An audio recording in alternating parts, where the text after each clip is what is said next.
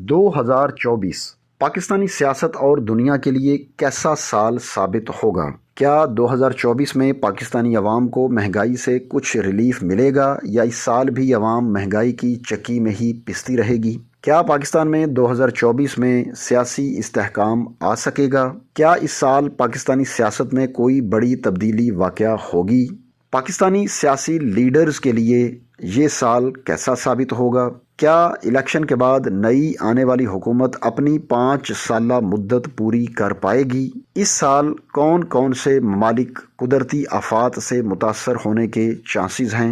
Astrology के मुताबिक इन तमाम सवालात के जवाबात जानते हैं इस वीडियो में। तो दोस्तों 2024 शुरू हो चुका है और जब भी कोई नया साल शुरू होने लगता है या शुरू होता है तो मुख्तलिफ माहिर इल्म नजूम अपने इल्म के मुताबिक उस साल में पेश आने वाले अहम वाक़यात के बारे में अपनी पेशनगोइयाँ देते हैं। उनमें से कुछ पेशनगोइयाँ तो दुरुस्त साबित होती हैं जबकि कुछ गलत साबित हो जाती हैं, क्योंकि गैब का फ़ाइनल इल्म, मुस्तकबिल का हतमी इल्म सिर्फ़ और सिर्फ़ अल्लाह ताला की ज़ात के पास है और एस्ट्रोलॉजी का इल्म सिर्फ़ अंदाज़ों का इल्म है जिसमें कुछ चीज़ें दुरुस्त और कुछ गलत साबित होती हैं। लिहाजा इसमें हतमी तौर पर कुछ भी नहीं कहा जा सकता। तो दोस्तों आज की इस वीडियो में हम आपको बताएंगे पाकिस्तान के एक मशहूर एस्ट्रोलॉजर हुमायूं महबूब, उन्होंने इस साल यानी 2024 के हवाले से अपने एस्ट्रोलॉजी के इल्म की रोशनी में कौन कौन सी पेशनगोइयाँ की हैं। तो एस्ट्रोलॉजी के मुताबिक इस साल के हवाले से पहली पेशनगोई और हमारे लिए परेशान कुन खबर तो ये है कि 2024 में भी पाकिस्तान में सियासी लिहाज से इस्तेहकाम आता नज़र नहीं आता। अल्लाह करे ऐसा ना हो। हमारी ख्वाहिश है कि हमारी ज़मीनें सोना उगलें, हमारे मुल्क में इंतहाई खुशहाली आ जाए, सियासी इस्तेहकाम आ जाए, लेकिन एस्ट्रोलॉजी की रूह से जो नज़र आ रहा है सिर्फ़ उसके हवाले से बात की जा रही है। इसमें हमारी या किसी की भी अपनी कोई ख्वाहिश शामिल नहीं है। लिहाजा इस साल सियासी इस्तेहकाम आता नज़र नहीं आता और ना ही इस साल होने वाले इलेक्शन सियासी इस्तेहकाम ला सकेंगे। हाँ, ये होगा कि इस साल पाकिस्तानी सियासत में बहुत बड़ी बड़ी तब्दीलियाँ रूनुमा होंगी।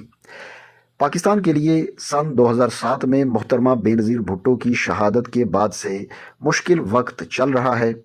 उस वक़्त से लेकर अभी तक पाकिस्तान नहीं संभल सका और मुश्किल वक्त से नहीं निकल सका और 2027 तक हालात ऐसे ही चलते नज़र आते हैं।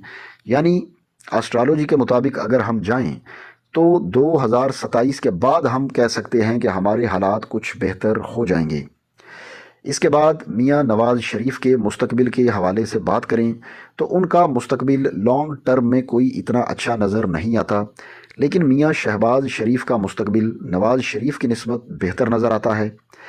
बिलावल भुट्टो जरदारी के मुस्तकबिल के बारे में भी बात करें तो उनका मुस्तकबिल भी मियां नवाज़ शरीफ से थोड़ा सा बेहतर है, ज़्यादा रोशन मुस्तकबिल उनका भी नज़र नहीं आता। इसके बाद बात करते हैं फरवरी में मुंतखब होने वाली नई हुकूमत के बारे में।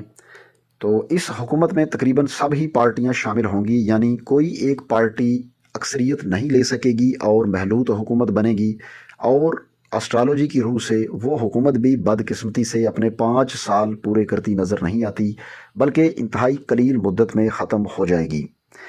इसके बाद हम पाकिस्तानी सियासत के हवाले से बात करें एस्ट्रोलॉजी की रूह से, तो इमरान खान के हवाले से एस्ट्रोलॉजी की नज़र से देखें तो उनका जायचा इंतहाई गैर मामूली किस्म का जायचा नज़र आता है। हालांकि इस वक्त वो शदीद मुश्किलात का शिकार हैं, उनकी पार्टी तकरीबन ख़त्म हो चुकी है, लेकिन उसके बावजूद उनके जायचे की अगर बात करें तो उनका जायचा इंतहाई स्ट्रॉन्ग है और इस किस्म का जायचा लेकर बहुत कम लोग पैदा होते हैं।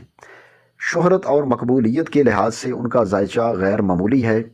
लिहाजा वक्त गुजरने के साथ साथ उनकी मकबूलियत का ग्राफ बढ़ता जाएगा और इसके अलावा इमरान खान के साथ हर हाल में गैबी मदद भी शामिल रहती है। लिहाजा 2024 में उनको रिलीफ मिलता नज़र आएगा, लेकिन ये अभी फौरी नहीं होगा, बल्कि चंद महीने गुजरने के बाद उनको कुछ रिलीफ मिलना शुरू होगा, लेकिन फौरी तौर पर उनके किसी भी लिहाज से पावर में आने के कोई चांसेस नज़र नहीं आते।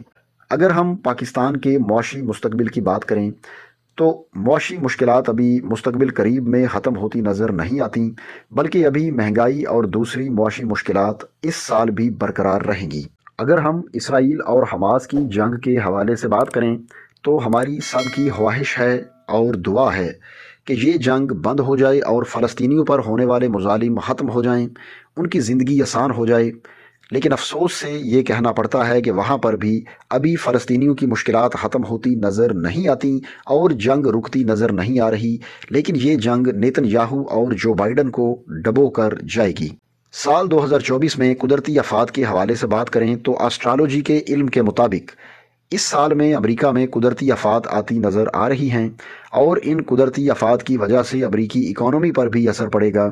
امریکہ کے علاوہ بھی دنیا کے بہت سے خطوں میں اس سال قدرتی آفات آنے کے چانسز ہیں، جن میں زیادہ تر زلزلے آنے کے چانسز ہیں۔